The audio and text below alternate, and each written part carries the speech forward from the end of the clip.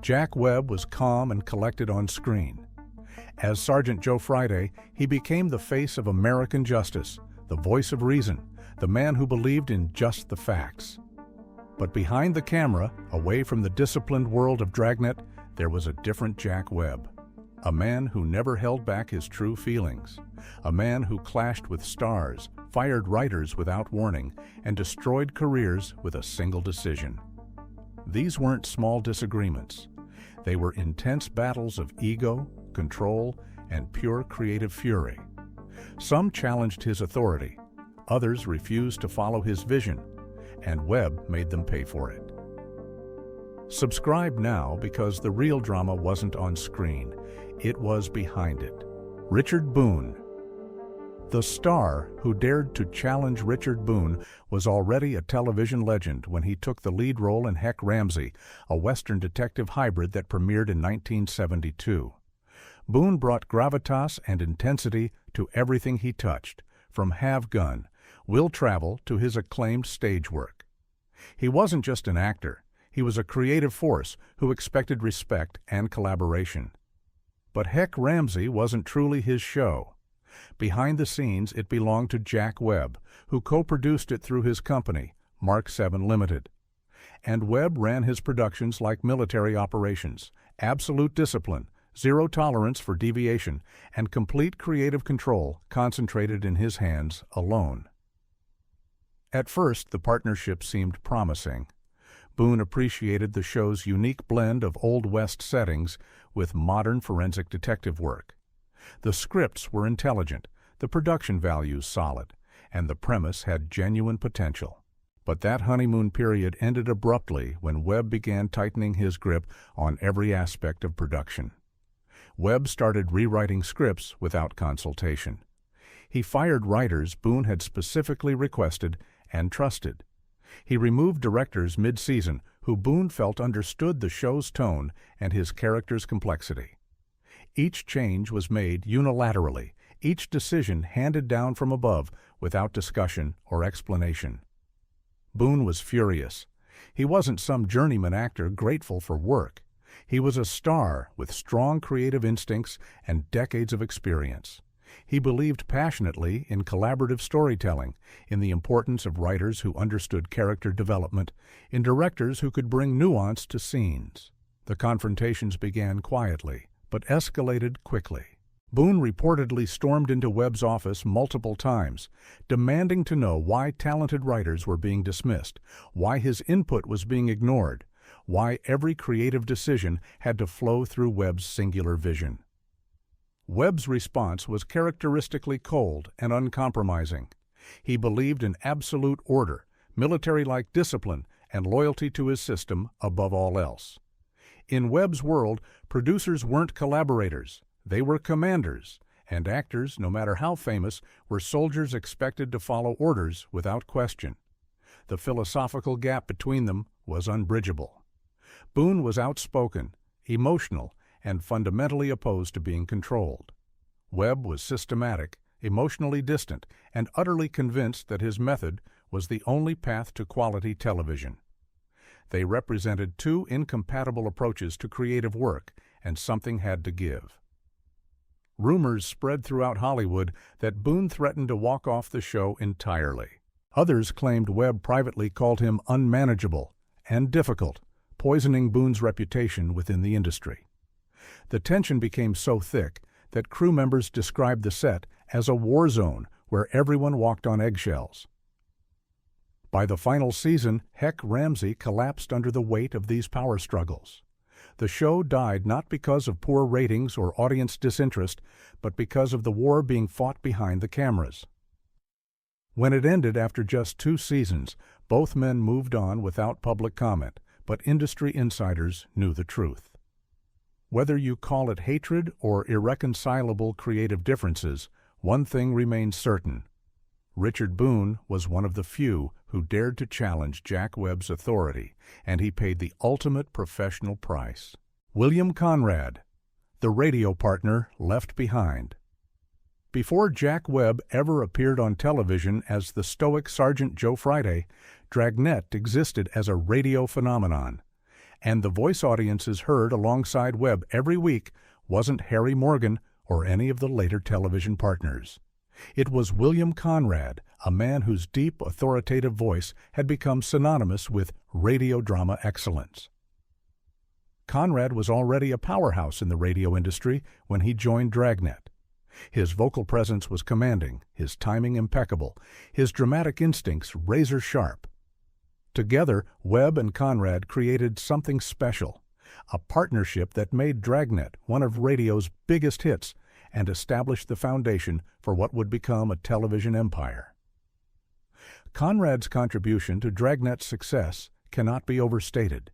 He helped Webb refine the show's tone, its pacing, its documentary-style realism that set it apart from every other crime drama on the air. Night after night, their voices painted pictures of Los Angeles crime and punishment that captivated millions of listeners.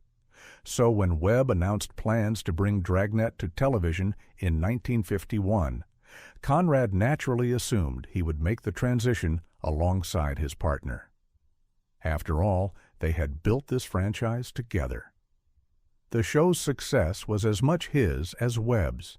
He had every reason to expect loyalty and recognition. He was wrong.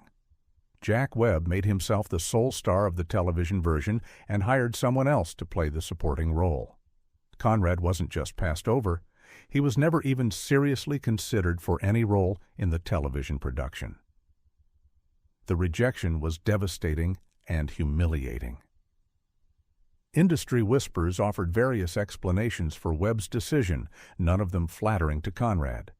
Some claimed Webb felt Conrad didn't look like a television detective. His physical appearance, heavy-set and rugged, didn't match Webb's vision of what a modern TV cop should look like. Others suggested the truth was simpler and more calculating. Webb wanted absolute control. With Conrad out of the picture, Webb became not just the star, but the sole face of the franchise. There would be no confusion about who created Dragnet, who owned it, who deserved the credit and the money. Friends of Conrad said he felt profoundly betrayed. He had helped build Dragnet from nothing, had contributed creatively to its development, had been there during the uncertain early days when success was far from guaranteed. And when the franchise hit it big, when the real money and fame arrived, he was discarded like yesterday's script. Webb, for his part, rarely spoke about Conrad in interviews. When pressed, he offered bland corporate explanations about different mediums requiring different approaches. But he never acknowledged Conrad's foundational contribution, never expressed gratitude or regret. Was this hatred in the traditional sense? Perhaps not. But it was cold, calculated, and deeply personal. It revealed a side of Jack Webb that contradicted his public image as a man dedicated to teamwork and justice. The William Conrad situation became a cautionary tale in Hollywood. Jack Webb was brilliant, driven, and utterly ruthless when it came to protecting his empire.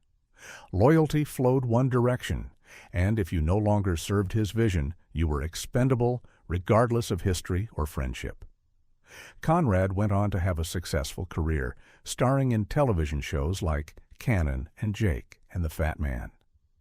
But he never forgot how Webb had treated him, and those who knew him said he carried that wound for the rest of his life. Harry Morgan. The partnership built on silence. Harry Morgan and Jack Webb created one of television's most beloved partnerships. From 1967 until Dragnet's final episode, they appeared together as Sergeant Joe Friday and Officer Bill Gannon, a detective duo whose chemistry seemed effortless and genuine. Audiences adored their dynamic, the way Morgan's warmth balanced Webb's intensity, creating something greater than either could achieve alone. But beneath that calm, professional exterior lay a quiet tension that few outside the production ever witnessed. The partnership that looked so natural on screen was actually built on compromise, frustration, and unspoken resentment. Harry Morgan admired Jack Webb.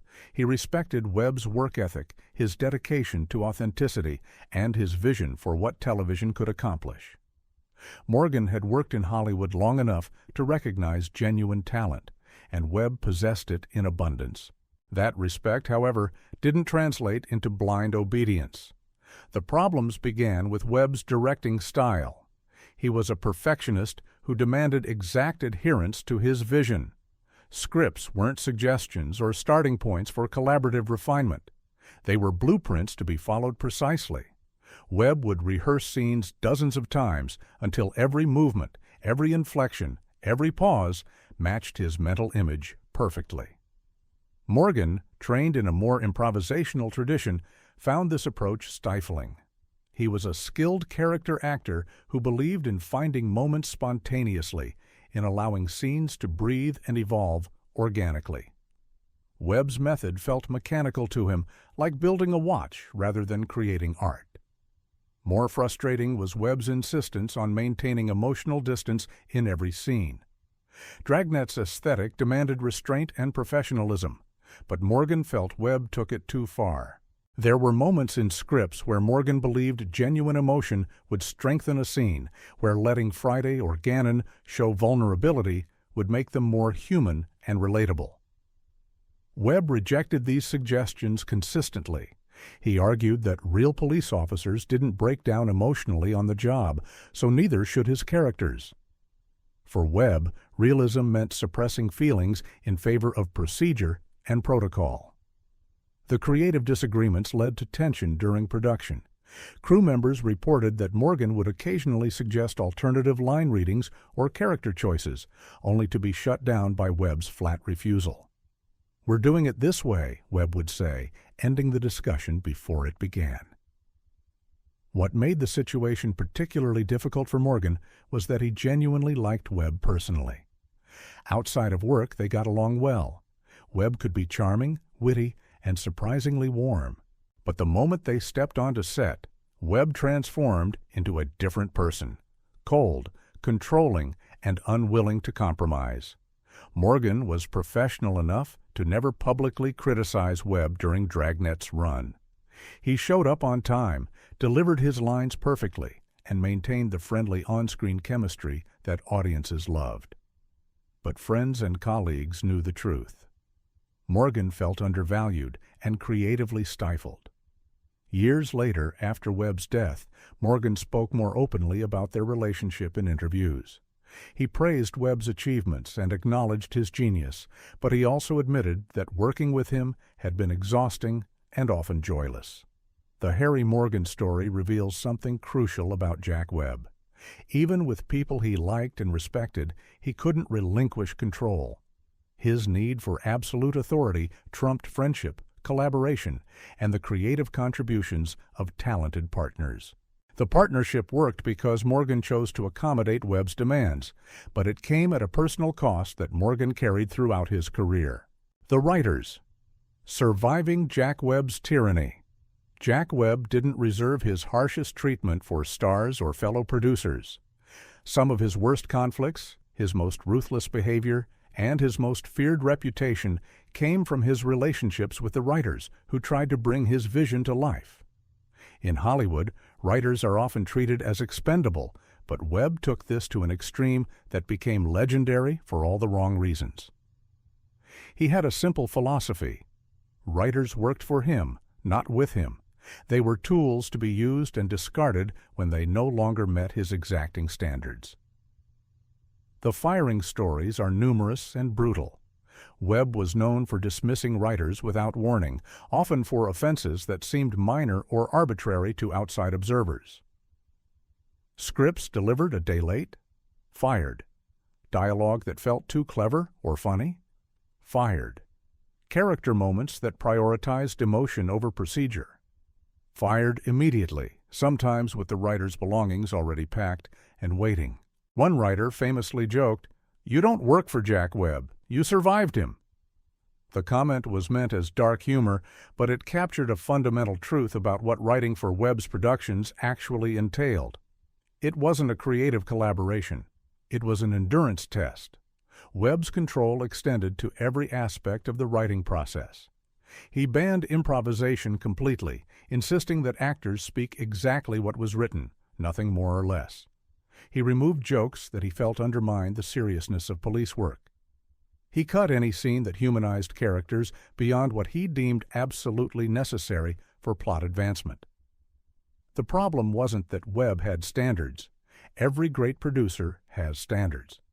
The problem was how he enforced them, through fear, intimidation, and sudden termination, rather than through communication and collaboration. Writers never knew where they stood.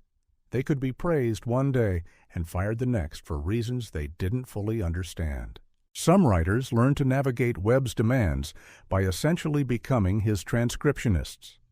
They figured out his formulas, his preferences, his non-negotiable rules, and they delivered scripts that met those specifications exactly.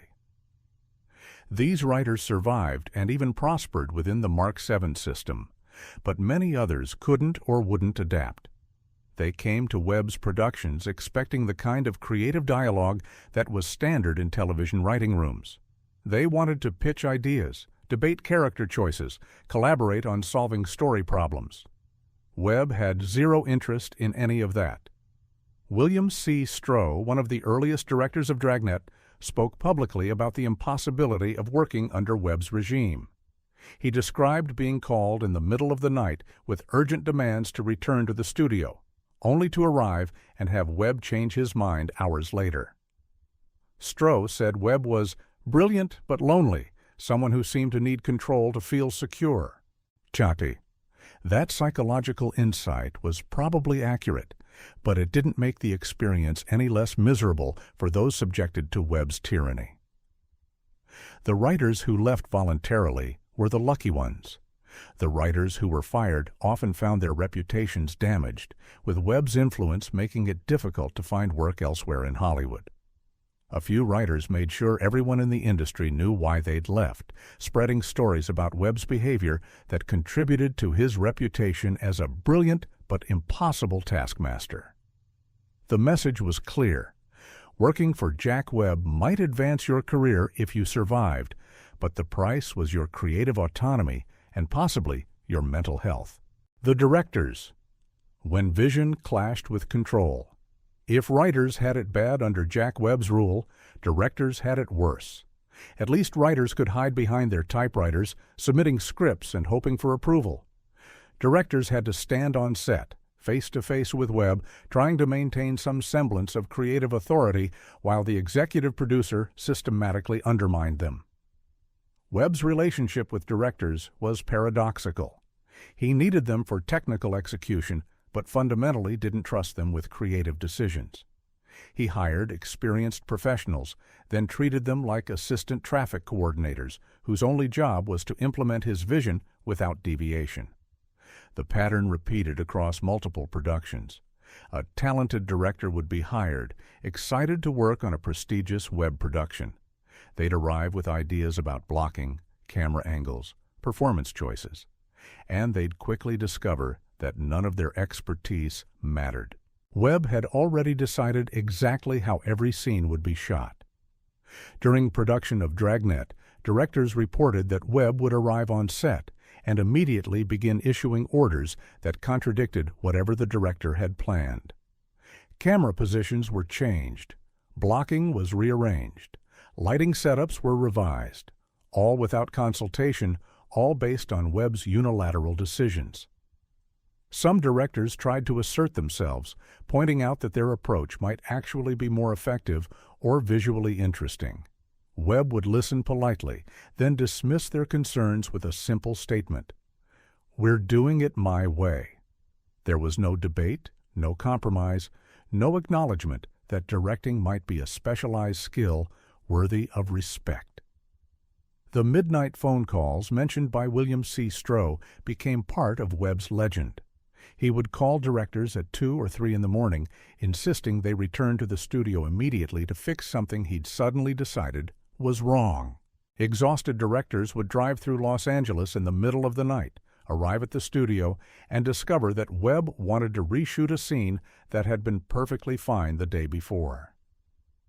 Even more frustrating was Webb's habit of changing his mind repeatedly.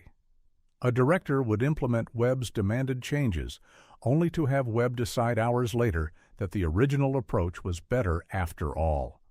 The wasted time, energy, and money meant nothing to Webb. He was chasing his internal vision, and everyone else was just there to help him capture it. Directors who pushed back too hard found themselves replaced mid-season with no explanation. Those who adapted learned to see themselves not as creative collaborators, but as technical executors of Webb's predetermined vision. It was a humbling, often humiliating role for professionals who'd spent years developing their craft. The directors who succeeded in Webb's world were those who completely surrendered their ego and creative identity. They became extensions of Webb's will, translating his notes into reality without adding their own interpretation. Some made peace with this arrangement, viewing it as the price of working on successful high-profile productions. Others left bitter and resentful, frustrated by the waste of their talents and the lack of recognition for their contributions.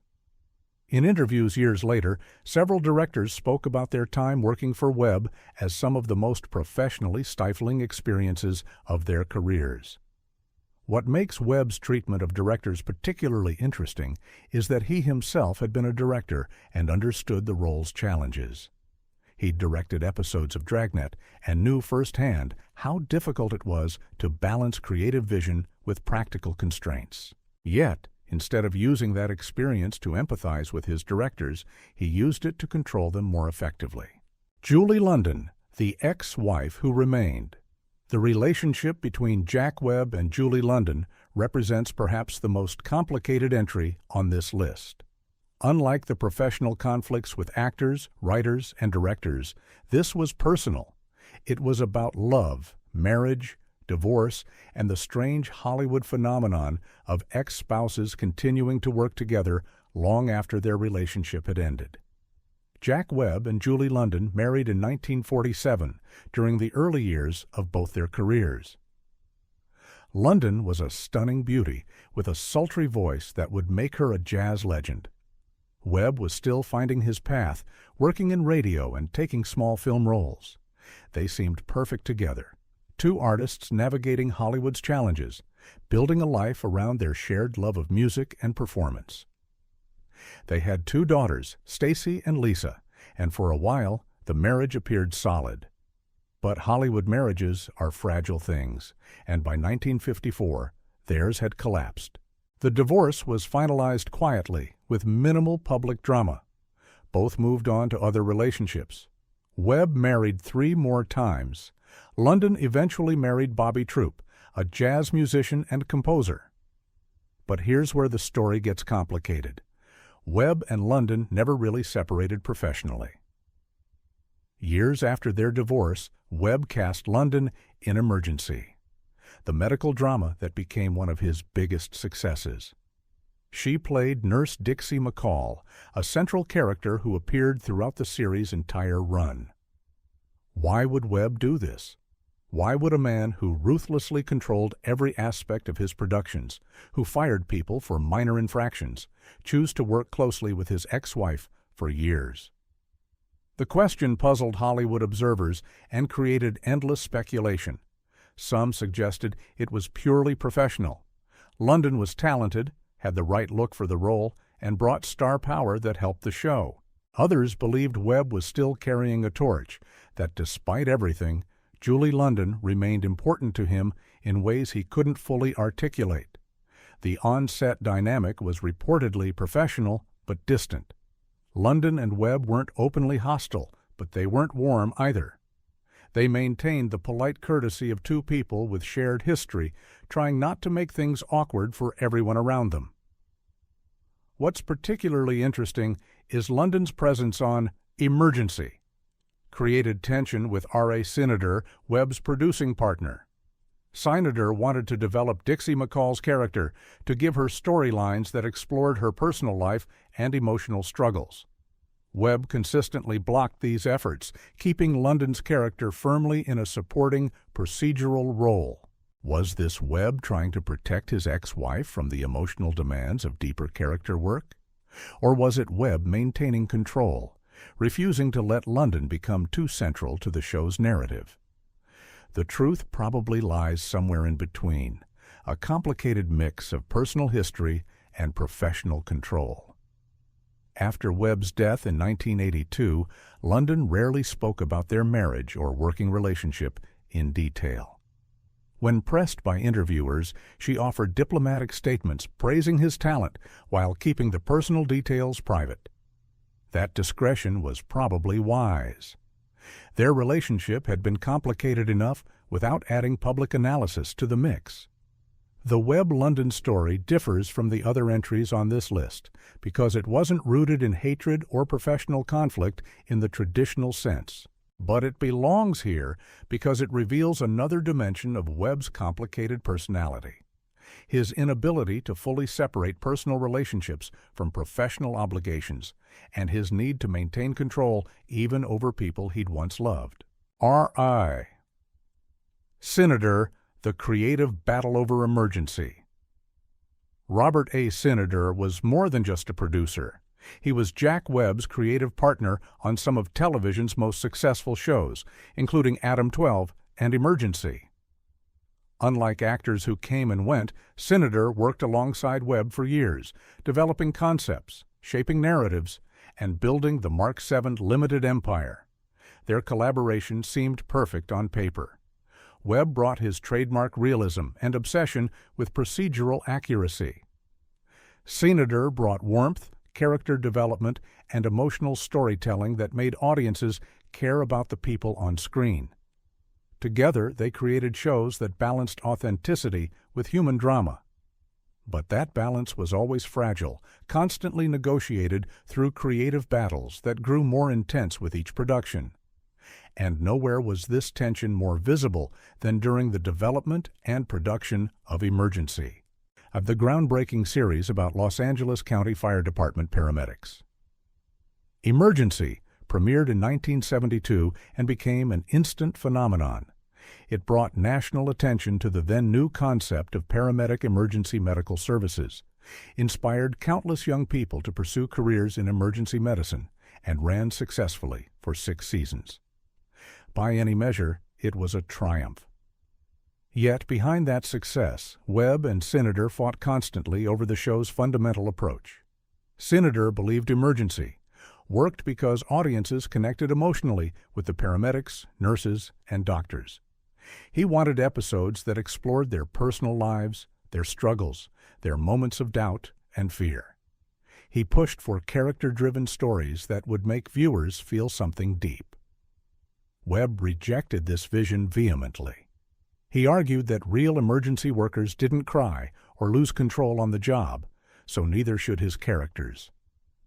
For Webb, Emergency was a documentary about procedure, not a melodrama about feelings. Every script Cinader submitted that emphasized emotion over protocol was returned with whole pages crossed out in red ink. Crew members reported heated script meetings where Cinader would passionately defend a character moment, explaining why it was essential to the story's impact, only to watch Webb flatly declare, "Realism first, drama second." Webb would literally cross out entire scenes and write in the margins, "No, too emotional. Cut it." The frustration went both ways. Webb felt Cinader was trying to turn Emergency into a soap opera, undermining the show's educational mission and its commitment to accurately portraying emergency services. Cinader felt Webb was sucking the humanity out of characters, turning them into robotic procedure followers that audiences couldn't truly care about. Despite these conflicts, they continued working together for years. The professional relationship endured because of an emergency, was successful, and both men were pragmatic enough to recognize that their combined approach, however contentious, was producing results. But the partnership was no longer equal. Webb, as executive producer and head of Mark VII Limited, had the final word on every creative decision. Cinader learned to adapt, to present his ideas in ways that minimized Webb's resistance, to pick his battles carefully. But he never fully agreed with Webb's philosophy, and the compromise required took a toll. Industry insiders described their dynamic as a Cold War, professional on the surface, but marked by fundamental ideological differences that created constant low-level tension. It wasn't loud public hatred. It was two powerful creative minds pulling in opposite directions, one toward humanity, one toward pure procedural fact. After Webb's death, Cinader spoke respectfully about their collaboration, but also admitted the challenges. He acknowledged Webb's brilliance while making clear that working with him required sacrificing parts of his own creative vision. Jack Webb's legacy is complicated. He revolutionized television, bringing documentary-style realism to crime drama and creating shows that genuinely educated and inspired audiences. Dragnet, Adam 12, and Emergency weren't just entertainment. They were cultural touchstones that shaped how America viewed law enforcement and emergency services for generations. But that legacy came with a cost, paid by the writers fired without warning, the directors stripped of creative authority, the actors whose contributions were dismissed or erased. Richard Boone, William Conrad, Harry Morgan, R.A. Cinader, and countless others felt Webb's cold control firsthand. Webb believed that perfection required absolute authority. He was probably right. His shows achieved a level of quality and authenticity that set new standards. But perfection is expensive, and the people around Webb paid the price. His story is a reminder that genius and cruelty often share the same space, and that the man behind Sergeant Joe Friday's calm professionalism was far more complicated than audiences ever knew. If this look behind the badge changed your perspective, subscribe and hit that like button.